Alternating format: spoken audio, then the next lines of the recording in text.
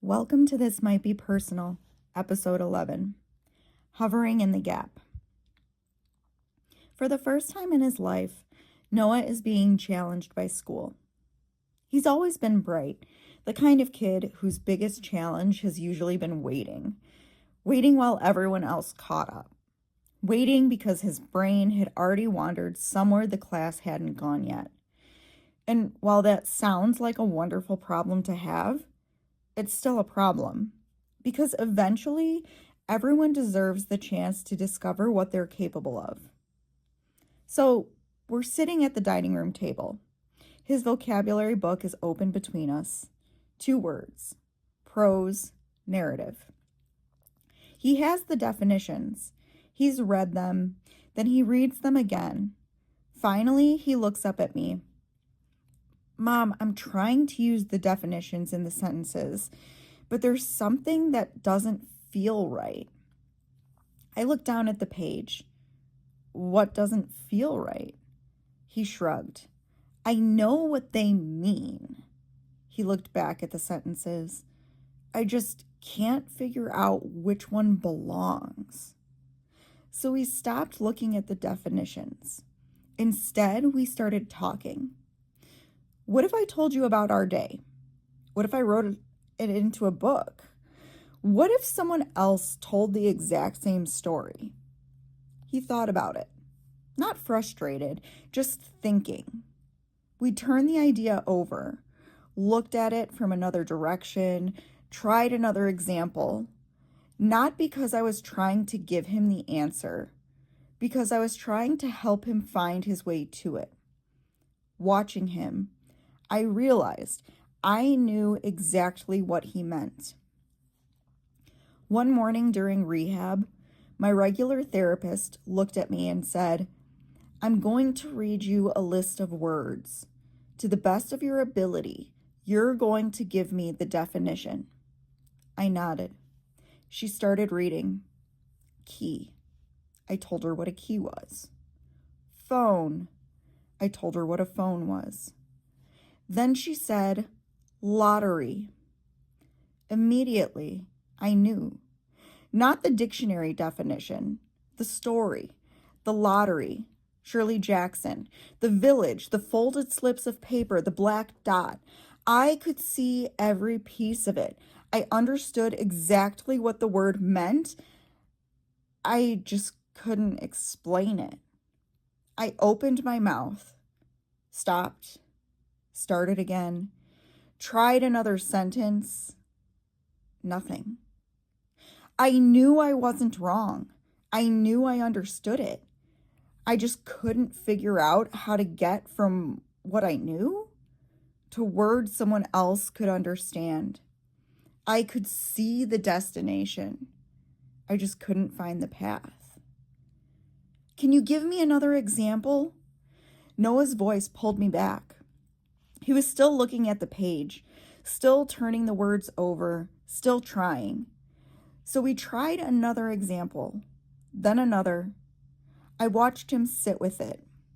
Nobody rushing him. Nobody finishing the sentence for him. Nobody telling him he should already know. Just space to think. It wasn't just words. One morning, Adam and I were stopped at a red light. There was an empty parking lot beside us. I looked over and said, they're building a grocery store over there. He was quiet for a second.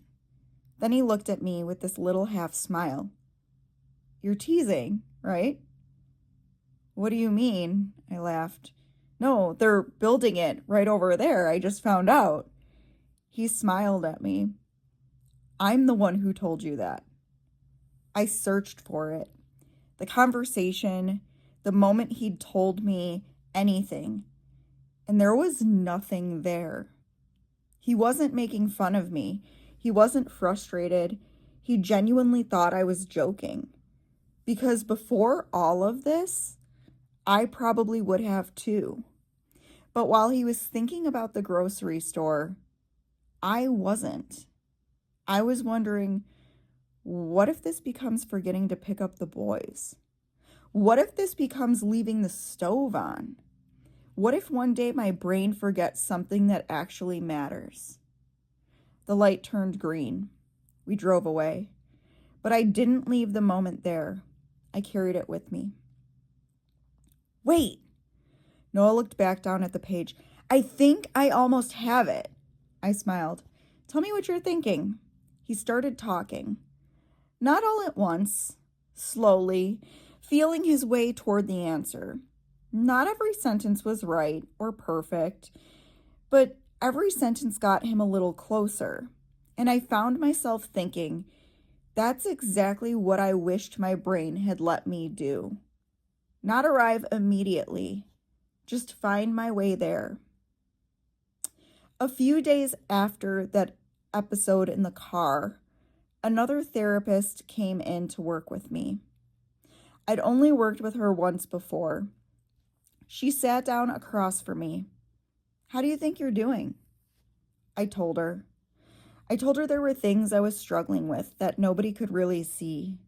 I told her about forgetting conversations, about repeating things people had already told me, about the grocery store, about how afraid I was that it wasn't just one forgotten conversation, that maybe it was the beginning of something bigger.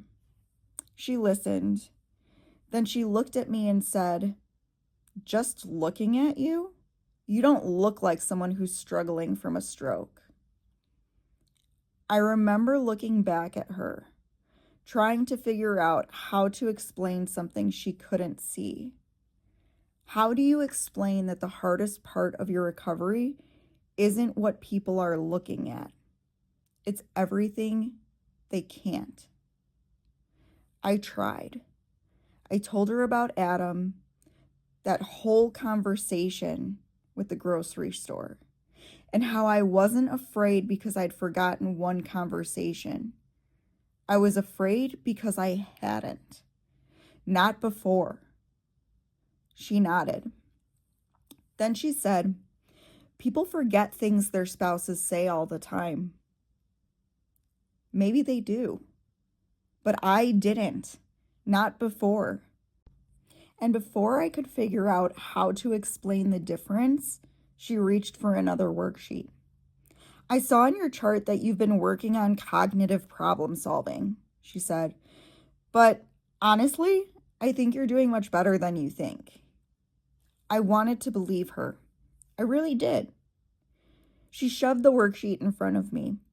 There were boats, different colored sails, different cargo, different docks. A page full of clues. My job was to figure out which boat belonged where, carrying which cargo. And I started reading. One clue, then another. I crossed something out, started over, read them all again. 5 minutes passed. Then 10. Then 15. Nothing. Finally, she reached over, folded the paper in half, so only one clue was showing, and slid it back toward me. Where does the boat go? I looked down. I read the clue. Every word made sense. I understood exactly what it was telling me. I just couldn't make my brain take the next step. I don't know. She looked at me. Read it again. So I did. Slower this time. Every word. Looking for something I'd missed. Trying to make my brain do what it had always done before. I don't know. She was quiet for a second. Then she said, you should have gotten this by now. I don't remember saying anything after that. I remember looking at the paper. I remember looking back at her. I remember feeling smaller. By now? Compared to who? Compared to someone who'd never had a stroke? Compared to another stroke survivor? Compared to the woman she'd met twice? Compared to the woman I'd been before August 21st? I didn't know. I just knew I was trying harder than I knew how. Mom. Noah's voice pulled me back again. He was still staring at the page. I think I know why this one doesn't fit. I smiled. Tell me. He pointed to the sentence. It works with the definition. He paused, but it doesn't feel right. I looked down at the page. He was right. It didn't feel right. Not because the definition was wrong, because the sentence needed something more than the definition. It needed understanding. So we turned it over again. Another example, another story. No hurry, no timer, no one folding the paper in half, no one telling him he should already have it. Just space. And then he stopped. His eyes got a little wider. Oh, he looked up at me. I get it. Not because I finally explained it perfectly, because somewhere in the middle of all those examples, understanding found him. A few days after that moment with that therapist I'd only seen twice, I was back with my regular one. We weren't talking about vocabulary or boats. We were talking about insurance, about whether I would qualify for more therapy. She explained that sometimes it was difficult, not because someone wasn't working hard enough, but because progress didn't always look the way insurance expected it to. Then she said something I've carried with me ever since. A deficit for you may be what is considered meeting standards for someone else who didn't start where you did. I remember just looking at her because suddenly someone understood. Not just the words I couldn't find, not just the grocery store, not just the boats. She understood why all of it felt so devastating. She understood that my baseline was different. She wasn't measuring me against everyone else. She was measuring me against me. Months later, when we decided to homeschool, I don't think I ever said this out loud, but I was terrified. Not because I didn't believe in Noah and Jackie, because I wasn't sure I believed in myself. What if they asked me something I couldn't explain? What if I couldn't find the words? What if the thing I'd always trusted most about myself didn't show up when my boys needed it? So we sat down at the table, just Noah and me, 2 vocabulary words between us, and without even realizing it, I didn't rush him. I didn't give him the answer. We stayed with it. We talked around it. We let curiosity do its work. And maybe that's why I haven't been able to stop thinking about what he said. This challenge makes me nervous and excited. During rehab, I only knew the nervous part. Fear was too loud. It had to be. Fear got me to the hospital. Fear got me through therapy. Fear made me ask every question I could think to ask. But somewhere along the way, without me even noticing, something else started to show up too. Not instead of the fear, beside it, the same way it did for Noah. Curiosity. For almost a year, every gap felt like somewhere I wasn't supposed to be, somewhere I needed to hurry through, somewhere I needed to escape. Because who I was and who I thought I needed to become, between knowing and understanding, between where I started and where everyone else thought I should be. But maybe I've been asking the wrong thing all along.